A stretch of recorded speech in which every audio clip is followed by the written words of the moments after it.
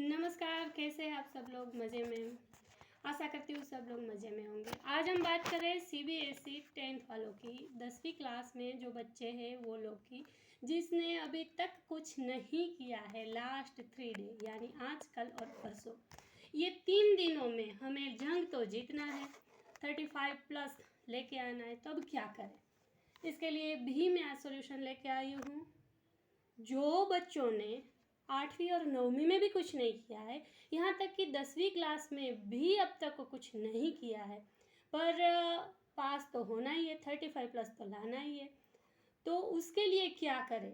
तो उसके लिए मैंने 3 डेज़ का प्लानिंग बनाया है। जो आप फॉलो करते हैं उसके मुताबिक अगर आप पढ़ाई करते हैं तो मैं गारंटी देती हूँ कि आप 35 प्लस लेके आओगे। तो फटाफट टाइम वेस्ट नहीं करते, आप लोग अपनी पेन और बुक निकालिए, जो मैं बोलती हूँ वो नोट कीजिए और फिर फटाफट से उसे लर्न कर डालिए।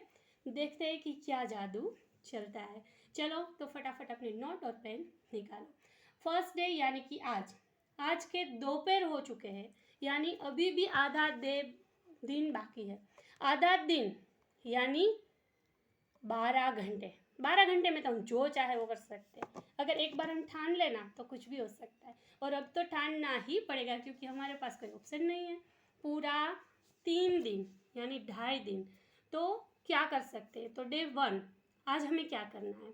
तो पहले दिन में सबसे पहला टॉपिक लेना है हमें समय लेखनम। समय लेखनम मैंने इसके बारे में सबको समझाया था। फिर अगर आपको नहीं समझ आ रहा है तो मेरे क्लासेस के नंबर पर व्हाट्सएप पर आप मुझे मैसेज भेजिए, मैं आपको उसके सारे के सारे जो MCQs है, जो उसके समझाए हुए वीडियो है, वो आपको मैं सेंड कर दूँगी।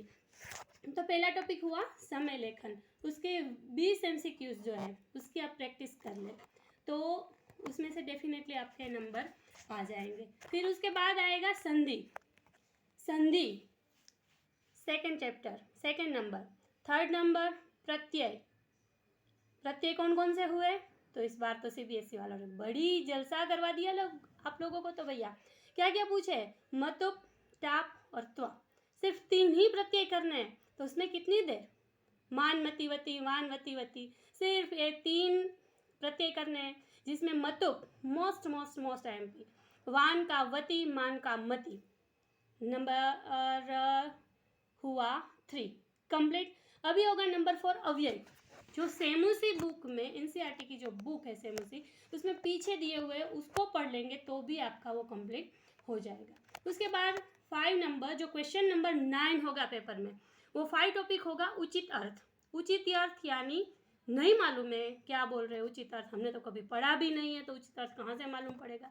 ठीक है, कोई बात नहीं। उचित अर्थ यानी सिनोनिम्स, शब्दार्थ, जो बुक में सेमुसी में पीछे चैप्टर के पीछे दिए हुए हैं सिनोनिम्स, शब्दार्थ, वो संस्कृत टू संस्कृत वो आपको लर्न करने हैं।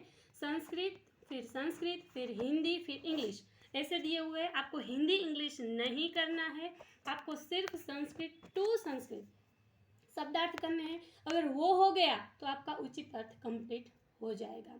उसके बाद में समास जो है हम लोगों ने उसके भी वीडियो बनाए हैं, उसके भी लेक्चर हमारे पास है, और उसके भी MCQs प्रैक्टिस के लिए हमने आपको दिए हुए, वो भी आप कर सकते हो। उसमें से पक्का आपको पूरे नंबर मिल जाएंगे। ये हुई आज के दिन की बात। आज के दिन में आपको ये कंप्लीट करना है, नहीं किया तब तक सोना नहीं है।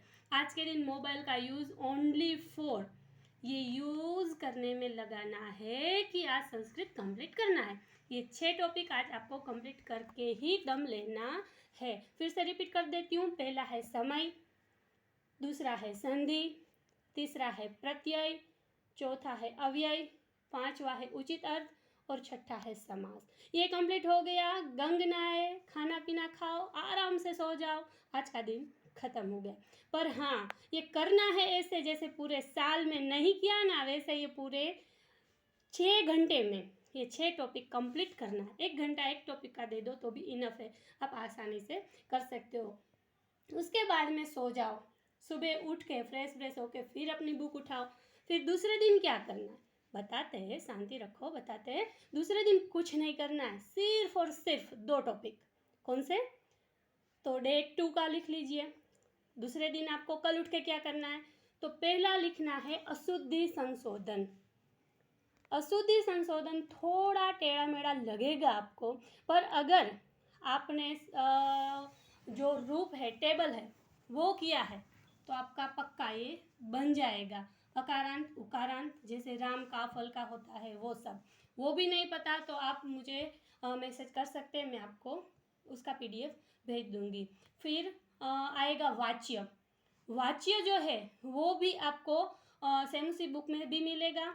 और अगर आपके पास पता ही नहीं है कि क्या है वाच्य, कोई बात नहीं, आप मुझे मैसेज कर सकते हैं, मैं आपको उसका भी PDF भेज दूंगी, उसमें आपको अच्छे से समझ आ जाएगा। ये 2 टॉपिक आपको कंप्लीट करने हैं। 2 टॉपिक करके फिर आराम से सो जाइए, अभी भी देर नहीं हुई है। फिर आया थर्ड डे।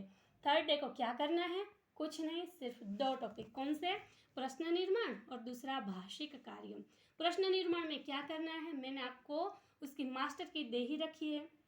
W के सामने क, who was what, क किन का, केन कस्य, वो सब आपको दे रखे हैं, आपको वो सिर्फ समझने हैं। उसके बाद में अब प्रश्न निर्माण यानी क्वेश्चन बनाना सीख जाएंगे। उसके लिए थोड़ी प्रैक्टिस करें, ज़्यादा नहीं, 40-50 MCQ अगर आप कर लेते हैं तो आसानी से हो जाता है। बात रही ये प्रश्न निर्माण की, तो इसमें एक बात आपको खास बता दूं कि जो प्रश्न निर्माण है वो NCERT की जो बुक है सेमुसी, उसी में से ही पूछे जाते हैं। और इस बार तो CBSE बोर्ड ने बता दिया है कि उसी में से ही पूछने हैं। पर यहाँ पे एक बात हमें समझनी पड़ेगी कि इस बार इन लोगों ने हमारा सिलेबस कट किया है, यानी कि 10 चैप्टर में से सिर्फ हम लोगों को 4 चैप्टर करने हैं। तो 4 चैप्टर में से जो क्वेश्चन पीछे दिए हुए उसमें से तो इनफ नहीं होंगे, तो हमें ये 4 चैप्टर में से हमने बना के रखे हैं 100 क्वेश्चन। अगर आपके पास नहीं है तो आप मुझे मैसेज कर सकते हैं, मैं आपको वो क्वेश्चन की PDF भेज दूंगी। और जो पीछे सेमुसी बुक में चैप्टर के पीछे दिए हैं उसमें से भी 3 या 4 क्वेश्चन तो पूछे ही जाएंगे, तो आपको वो तो करके ही रखने हैं। पर ज़्यादा प्रैक्टिस के लिए आपको उससे ज़्यादा क्वेश्चन की प्रैक्टिस करनी होगी, समझ के, ठीक है। तो आप अगर इतना कर लेते हैं तो फिर तो भैया डंका बजा के आएंगे, आपको कोई नहीं रोक सकता संस्कृत में से 35+ मार्क लाने में। तो मेरे लिए आपके पास यही मैसेज है कि आप लोग अच्छे से पढ़ाई करें। पूरा साल नहीं किया ना सही, लास्ट 3 डे जो हमारे लिए मोस्ट है, तो उसका सही उपयोग करें और सही से अच्छे से मार्क लेकर आए। तो all the best, good bye.